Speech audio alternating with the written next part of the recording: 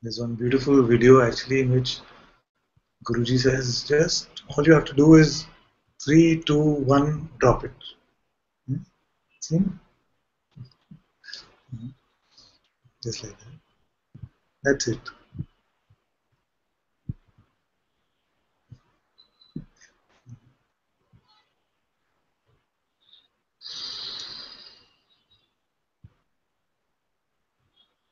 How to drop it?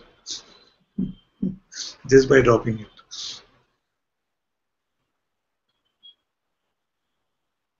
Because if you let the mind come in there and say, this is too difficult or I don't know how to do it.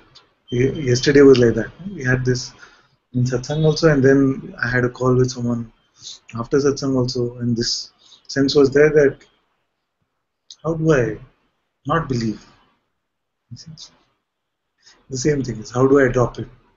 And if you let that in, if you don't drop that, then we have to apply some other medicine.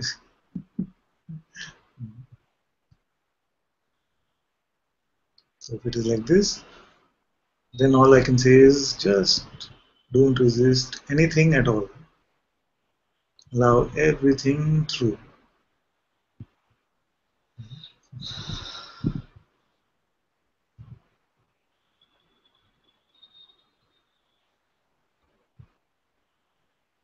No resistance of anything which is arising, including actions coming from our own body. I say like this always because when we hear allow everything, it seems like I'm saying just be passive.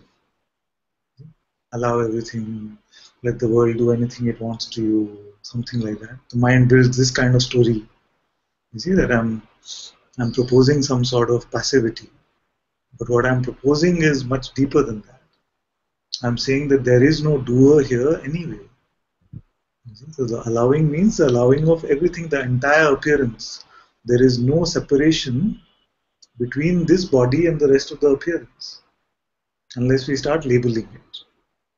What makes it seem separate is that the sensations which we call coming from our body, they seem to belong to this body and more intimate to us. But actually this is as much of an appearance as the rest of it. It's not like the hand is something outside of this. It's part of the same appearance. So allow everything means including this appearance, which we call the body. And mostly all of you will realize that all these actions happening through the body also just happen on their own.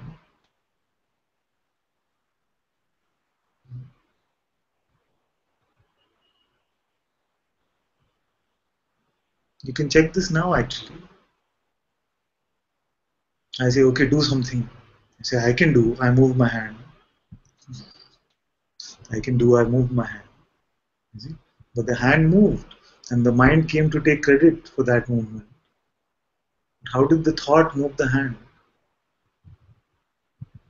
Who's the I that took the thought and then said, okay, yes, this is what I will do, and I did it. And we know also this, that even scientifically, the thought comes later. Then actually the nerves start moving. The movement of the hand starts.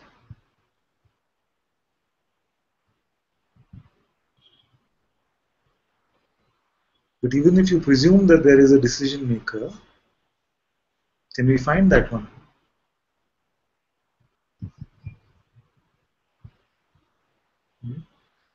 And then some of you might say, but it is the brain that is deciding. If the brain is deciding, then are you the brain?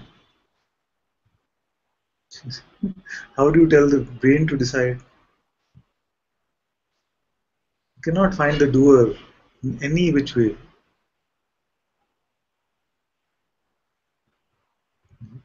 Then you say, okay, the brain is me actually. The brain is me actually. Then leave it to the brain. If the brain already has all the knowledge and knows what to do, then what are you struggling about?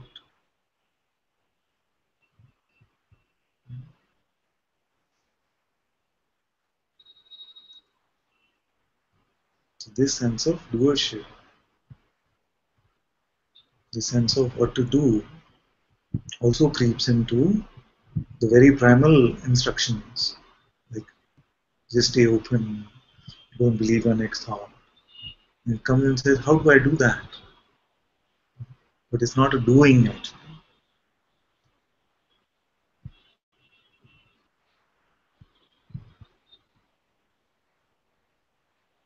And if it feels like I don't know how to do it, then forget it.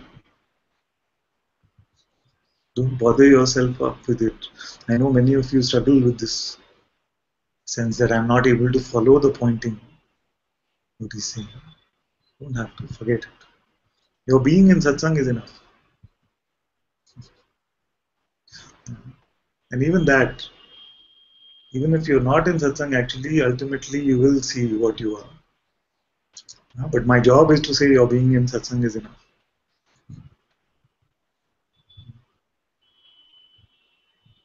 Somehow like felt like this was required. Yeah, something still moving inside, but something was clearer about dropping. It's not a doing; it's just a natural consciousness movement. Like Exactly. it just believes or doesn't believe, and it's Yes. not anything anybody can do about. Exactly. Something still moving here, and that caused a lot of like, Yeah. but it's okay. Like just given to that seeker thought. Just good, but you do. And I want to become good at it, you see. Yeah, and this one that wanted to be like The, it's too heavy. The seeker is too still like because what is happening is that the ego is hanging on to spiritual instruction for dear life now. It's let go of all the other things and it now wants to hang on to the pointing in satsang and say this, let's do this together. We can make it, we can be good at it. And the same sense that I can be good at it is the same as I'm unworthy, I'm not good enough. You see, just reflecting in different ways. Neither is true.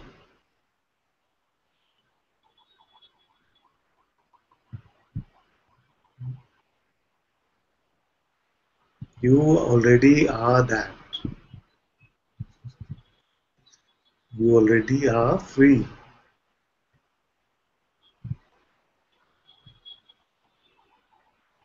You cannot be bound. You are the unbound.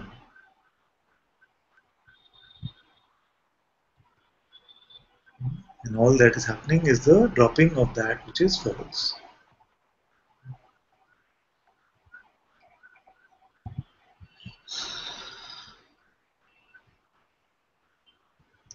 A drop in the ocean can believe itself to be just a drop and not the ocean.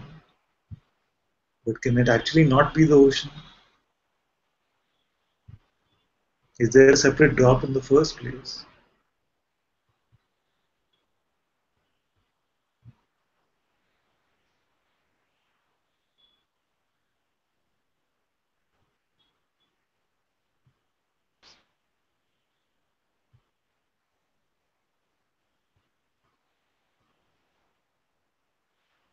The simple pointing is if it needs belief, it is not true. If you need to believe me, then it is not true. If you're able to check for yourself and see that this is how it is, then that is the direct experience of the truth that we speak about.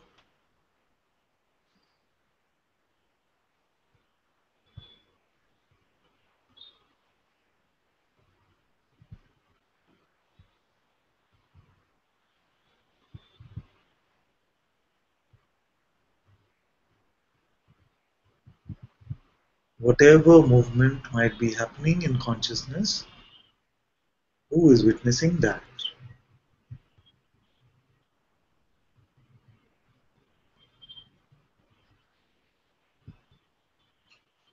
And is the witnessing affected by any movement in consciousness?